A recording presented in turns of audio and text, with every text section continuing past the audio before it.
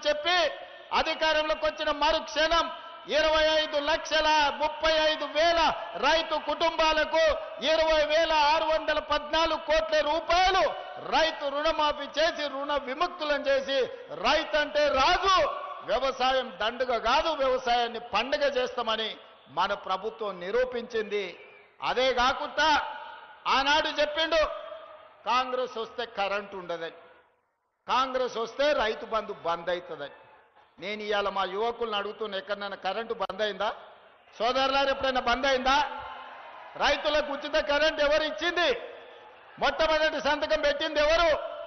ఆనాడు 2004 doctor YS Rajasekhara Reddy, Komatireddy గారు, అదేవిధంగా ఉత్తమ్ కుమార్ రెడ్డి గారు ఎమ్మెల్యేలుగా ఉన్నప్పుడు ఎల్పీ స్టేడియంలో మొట్టమొదటి సంతకం డాక్టర్ వైఎస్ రాజశేఖర రెడ్డి ఉచిత కరెంటు మీద సంతకం పెట్టి 1,200 కోట్ల రూపాయలు రైతుల కరెంటు బిల్లులు మాఫీ చేసి వేలాది క్రిమినల్ కేసులు రైతుల మీద ఉంటే రద్దు చేసింది కాంగ్రెస్ పార్టీ. ఇవాళ ఉచిత కరెంటు పేటెంట్ రైతు కాంగ్రెస్ పార్టీది. కరెంటు ఉండదన్నాడు కదా, అవును నిజమే. ఎవరింట్లో లేదు కరెంటు, కేసీఆర్ ఇంట్లో లేదు. ఫీజులు స్టార్టర్ అన్నీ ఊడబెరికిను తెలంగాణ ప్రజలు. కేసీఆర్ ఇంట్లో మాత్రమే కరెంటు లేదు. రైతుల ఇళ్లల్లో 24 గంటల కరెంటు, ఇండ్లకే కాదు వ్యవసాయానికి ఈ 2 ఏళ్లల్లో 24 గంటల కరెంటు ఇచ్చిన చరిత్ర కాంగ్రెస్ పార్టీది. ఆయన ఇంట్లో కరెంటు పోతే వెనకటికి ఎవడో అన్నాడంట, నేను లేస్తేనే ఊరికి తెల్లారినట్టని. అయ్యా నువ్వు వండుకోలే ఉండు, ఊరికి తెల్లారాల్సిన పని లేదు. ఊరు ఎట్లా తెల్లారాలనో, ఊర్లను ఎట్లా అభివృద్ధి చేయాలనో మాకు తెలుసు. నిన్న సర్పంచులతో కూర్చున్నాడు, మనకు మంచి రోజులు వస్తాయని. 2 సర్పంచులను పిలుచుకున్నాడు, 4 వార్డు మెంబర్లను పిలుచుకున్నాడు. నిజంగానే ఆయన పరిస్థితి చూస్తే దీనావస్థ. పాపం ఒకప్పుడు బాగానే బతికినోడు. ఎట్లుండే ఒకప్పుడు ఎంపీలు మంత్రులు మహమూద్ అలీ పోతే, ఈటల రాజేందర్ పోతే మంత్రులను కూడా గేట్ కాడు ఉన్న హోంగార్డులు మెడల మీద కొట్టి బయటికి పంపించారు. మంత్రులు పోతే కూడా కలిసేటోడు కాదు కేసీఆర్. నిన్న చూస్తే సర్పంచ్ను 4 వార్డు మెంబర్లను కూర్చొని, అయ్యా బిడ్డ మనకు మంచి రోజులు వస్తాయని. ఆయనను చూస్తే నాకు సామెత గుర్తొచ్చింది, మూలుగుడేమో మున్పటోలేనేమో మందేమో ఎప్పటోలేనే అని. వెనకటి పెద్దోళ్ళు చెప్పారు, ఏదైనా పని చెప్తేనేమో మూలిగేటోడంట. మందు ఉన్నది రా దావత్ అంటే నాకు కావాల్సిందే, నాకు ఆపు కావాలి, ఫుల్ కావాలని. మూడుగుడేమో మున్పటోలేనేమో మందేమో ఎప్పటోలేనే అని.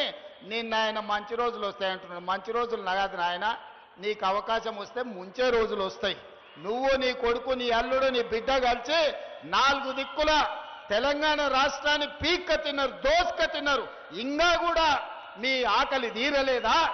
4 కోట్ల తెలంగాణ ప్రజల్ని మీరు 4 కలిసి పీక్క తిని ఈరోజు తెలంగాణను అప్పుల పాలు చేసి 8 లక్షల కోట్ల రూపాయల అప్పుల పాలు చేసినా ఇంకా మీ ఆశ సావలేదు, మీ ఆకలి తీరలేదంటే ఇక దేవుడు ఒక్కడే మీను శిక్షించేటోడు. ప్రజలు శిక్షించారు. ఆలోచన చేయండి చంద్రశేఖరరావు గారు. అసెంబ్లీ ఎన్నికలప్పుడు నీ అధికారం పోగొట్టారు. పార్లమెంటు ఎన్నికలప్పుడు నీకు గుండు సున్నా ఇచ్చారు. ఎమ్మెల్సీ ఎన్నికలప్పుడు నీకు నిలబడడానికి అభ్యర్థి దొరకలే.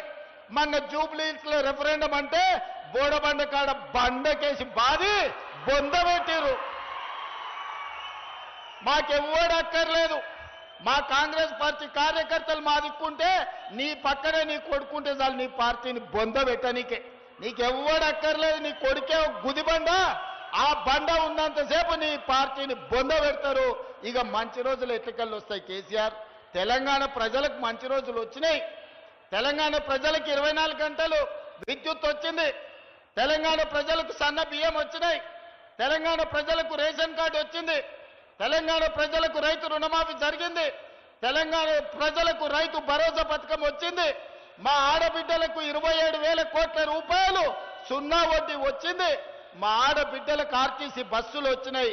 మా ఆడబిడ్డల ఆర్టీసీ బస్సులో ఉచితంగా అమ్మగారింటికి పోవాలన్నా, అమ్మవారిని దర్శించుకోవాలన్నా, దేవరకొండలో ఉండే వెంకటేశ్వర్ల స్వామికి ఆలయానికి రావాలన్నా మా ఆడబిడ్డలు ఉచిత బస్సులో ఈరోజు ప్రయాణం చేస్తున్నారు. మా నిరుద్యోగ యువకులకు, ముఖ్యంగా మా నల్గొండ జిల్లాలో ఉన్న చదువుకున్న పిల్లలకు 15,000 కానిస్టేబుల్ ఉద్యోగాలు వచ్చినాయి. తెలంగాణ రాష్ట్రంలో 61,000 చిల్లర ప్రభుత్వ ఉద్యోగాలు వచ్చినాయి. ఇవాళ ప్రతి వాడికి న్యాయం జరిగింది. ఓ పక్కన రైతులకు, రెండో పక్కన మహిళలకు, మూడో పక్కన యువకులకు ఈ రోజు మేలు జరిగింది.